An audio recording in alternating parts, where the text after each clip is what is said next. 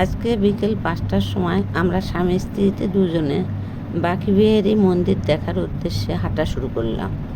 হাঁটতে হাঁটতে দেখি রাস্তার দুপাশে এত সুন্দর দোকান, সব হরেক রকম ঠাকুর সাজিয়ে রেখেছে, হরেক রকম জামা কাপড়।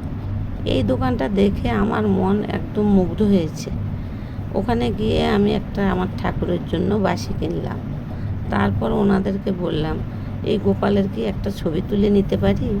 উনি বললেন, অসুবিধা নেই, নিতেই পারেন। কেননা এখানে ঠাকুর বসে আছে, আপনি যদি একটা ছবি তুলে নেন তাতে তো আমার কোনো ক্ষতি হবে না। সেজন্য আমি এই ছবিগুলো তুলে নিলাম। দেখুন না কত সুন্দর রাধাকৃষ্ণ, কৃষ্ণ ঠাকুর, দেখেই মনটা শান্তি হয়ে গেল। এরপর আমি দেখলাম আশপাশে শুধু মিষ্টির দোকান আর ফল ফুল এইসবের দোকান। সেখান থেকে সুগন্ধ ভেসে আসছে, অপরূপ সুগন্ধ, মানে মনোমুগ্ধকর, একদম বলে বোঝানো যাবে না। গন্ধ শুনলে মনে হবে কি পুজো দিতে যাচ্ছে। এখন আমরা বাঁকবিহারী মন্দিরের কাছাকাছি এসেই গেছি। এই যে দেখুন, এখানেও একটা কত বড় মিষ্টির দোকান।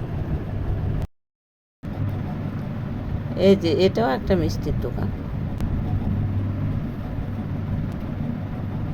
এখানেও একটা মিষ্টির দোকান। অনেক রকমের মিষ্টির দোকান এখানে রয়েছে, সবাই মিষ্টি কিনছে। আর এই দোকান থেকেই আমি আমার গোপালের জামা কাপড় কিনেছি।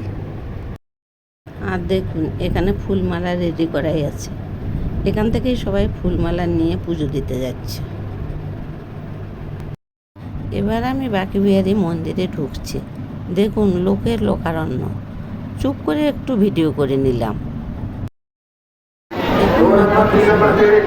এরপর এই দোকানে এসে আমি আমার গোপালের জন্য কয়েকটা জামা কাপড় কিনে নিলাম আর একটা মুকুট কিনে নিলাম।